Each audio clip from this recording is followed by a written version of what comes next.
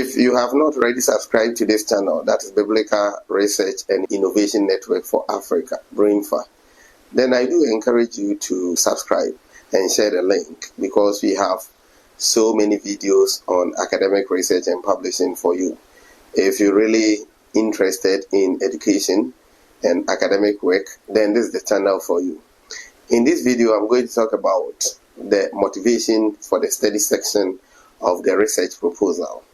We have already covered some of these elements of the research proposal, and this is also one of them. When we talk about the motivation for the study, then we are talking about the underlying reasons or driving forces that prompt the researcher to undertake a particular research. So the point is, what is driving you? What is motivating you? What are the underlying reasons for you to undertake a particular research that constitute the motivation for the research? The motivation has to do with personal or academic drivers that inspire you to undertake or conduct the study. It differs from the justification. The motivation focuses on internal drivers and interests, whilst the justification focuses on external needs and contributions. So when you talk about the motivation, it is more of personal. It is more about your personal interest, your professional interest, and so on. But in the case of the justification, it has to do with what is necessitating the research. For example, there are some gaps in literature. There is a problem in the academia as far as that particular field is concerned. And that is the reason why it is necessary to undertake that research. That will constitute justification and not motivation. Some of the factors that lead to one being motivated to undertake a research include the following. The first is personal reasons. Personal interest. Some people have interest in certain fields, and so that motivates them to undertake research in that field. It will happen that it is your professional or academic goal which is in line with the particular topic or research that you want to undertake. What it means is that depending on your academic goals, depending on your professional goals, you want to be a banker, you want to be a theologian, and for that matter, you will say that this particular topic aligns with my academic goals, and so I have interest in it and I would like to pursue it. It may also come from real-world problems, some problem that you have identified in your company, some problem that you have identified in your household, and you want to address it. So that is motivating you. So when we talk about personal interest in the topic, it may result from the researcher's curiosity and passion. What is your passion? What do you desire to do?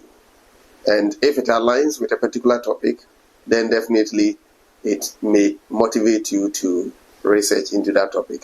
The topic may also align with the researcher's career objectives and academic interest. I have mentioned this earlier.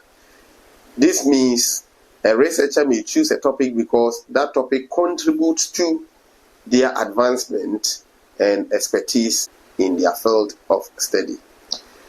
Observing real-world problems may also prompt someone to undertake a research to address it. Questions to be considered here include the following. What prompted the choice of the topic? Is it some personal passion?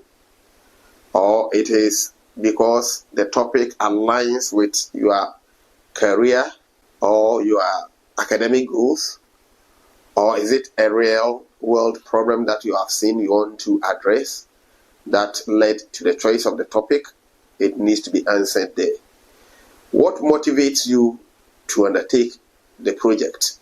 These two questions are very important to be considered when dealing with the motivation for the study. I want to give an example from a work that I did some time back. And the work was on the Martian Beatitudes. This is the motivation that I wrote. I quote, "Two main situations serve as motivation for undertaking this research. First, the researcher on 2nd August 2015 led a Bible study on the Beatitude. Contributions made by church members indicated that most of them had a poor understanding of the Beatitudes.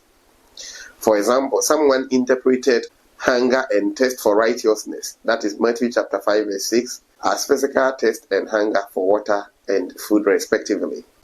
Given that the Beatitudes constitute one of the important passages on discipleship, the researcher was motivated to make further studies to appreciate and understand the passage and help other disciples appreciate it too.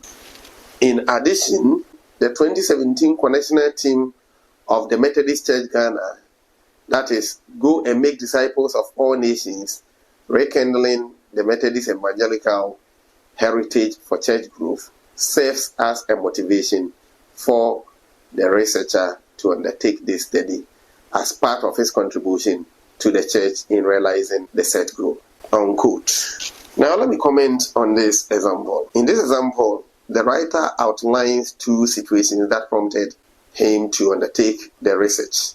The two factors are the realization during a Bible study session on the Beatitude that many church members had a limited understanding of the passage, and the Methodist Church Ghana's 2017 Connectional Team that focused on rekindling the Methodist Evangelical Heritage for Church Growth.